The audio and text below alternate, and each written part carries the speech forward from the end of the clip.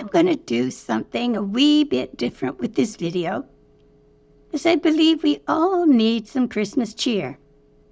Before we begin, let me share this, that this is a parody reading inspired by the traditional 12 days of Christmas. So, now let's get into it. I don't know about you, but I'm personally exhausted by the traditional 12 days of Christmas. So imagine what would actually happen if someone sent all those gifts. Spoiler alert, it does not end well. Day 1, Dear Feeny, thank you very much for your lovely present of a partridge in a pear tree. We're getting the hang of feeding the partridge now, although it was difficult at first to win its confidence. It bit the mother, rather badly on the hand, but they're good friends now, and we're keeping the pear tree indoors in a bucket. Thank you again. Yours affectionately, Liz Yu. Day 2. Dear Feeny, I cannot tell you how surprised we were to hear from you so soon again, and to receive your lovely present of 2 turtle doves. You really are too kind. At first the partridge was very jealous and suspicious of the doves, and they had a terrible row the night the doves arrived. Well, we had to send for the vet. But the birds are okay again, and the stitches are due to come out in a week or 2. The vet's bill was $180. But the mother is over her annoyance now, and the doves and the partridge are watching. They're watching the TV from the pear tree as I write. Yours ever, Liz Yu. Day 3. Dear Feeny, we must be foremost in your thoughts. I had only posted my letter when the 3 French hens arrived. There was another sort out, between the hens and the doves and who sided with the partridge. And the vet had to be sent for again. The mother was raging because the bill was $360 this time. But she's almost cooled down. However, the fact that the bird's droppings keep falling down on her hair, while she's watching the TV, doesn't help matters. Thanking you for your kindness, I remain your Liz Yu. Day 4. Dear Feeny, you mustn't have received my last letter when you were sending us the 4 calling birds. There was pandemonium in the pear tree again last night, and the vet's bill was $604. The mother's on sedation as I write. I know you meant no harm, and I remain your close friend, Liz Yu. Day 5. Feeny, your generosity knows no bounds. 5 gold rings. When the parcel arrived, I was scared stiff that it might be more birds, because the smell in the living room, it's atrocious.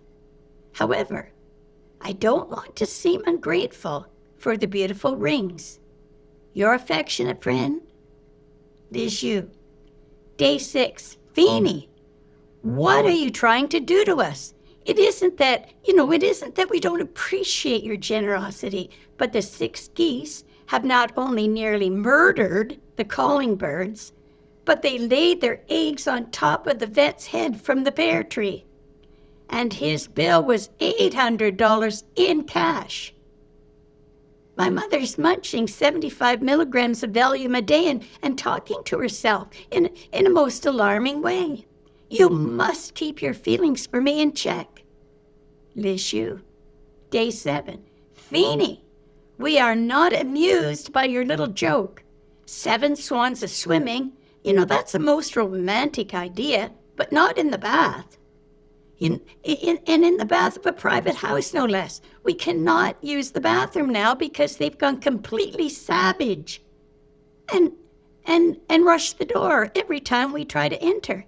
If things go on this way, the mother and I will smell as bad as the living room carpet. Please lay off. It isn't fair. Liz Yu. Day 8. Phoebe, who the heck do you think gave you the right to send 8 hefty maids of milking here to eat us at a house and home? Well, their cattle are all over the front lawn and have trampled the heck out of the mother's rose beds. The swans invaded the living room in a sneak attack. And the ensuing battle between them and the calling birds, turtle doves, French hens, and partridges make the Battle of the Bulge seem like World War II. The mother's on a bottle of whiskey a day, as well as the 125 milligrams of Valium. I'm very annoyed with you, Liz, you. Day 9. Listen, you louser. There's enough pandemonium in this place, night and day, without 9 drummers drumming. While the 8 flaming maids are milking. Why, they're beating my poor old alcoholic mother out of her own kitchen and gobbling everything in sight. I'm warning you, you're making an enemy of me. Is you. Day 10. Listen, manure face, I hope you'll be haunted by the strains of 10 pipers piping which you sent to torment us last night.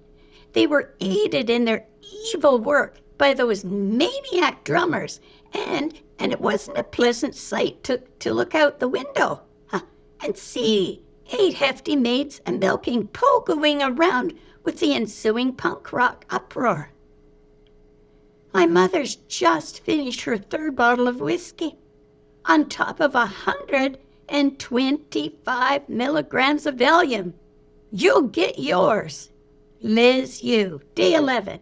You've scandalized my mother, you dirty Jezebel. It was bad enough to have 8 maids of milking dancing to punk music on the front lawn, but they've now been joined by your friends, the 11 lords a leaping, and the antics of the whole lot of them that leave the most decadent days of the Roman Empire looking like Peyton Place. I'll get you yet, you old bag. There's you. Day 12. Listen, slurry head, you've ruined our lives. The 12 maidens dancing turned up last and beat the living daylights out of the 8 maids of milking, 'cause they found them carrying on with the 11 lords leaping. Meanwhile, the swans got out of the living room where they'd been hiding since the big battle and savaged the heck out of the lords and all the maids. There were 8 ambulances here last night, and the local SWAT team even, as well. The mother is in a home for the bewildered, and I'm sitting here up to my neck in birds' droppings, empty whiskey and Valium bottles, birds' blood and feathers, while the flaming cows eat the leaves off the poor pear tree. I'm a broken woman, Liz, you. I hope this gave you a wee smile, and my wish for all of you is that you have the safest, healthiest Christmas. And I sure hope Santa grants all of your wishes. Until the next time, take care, keep smiling, love ya. Bye for now.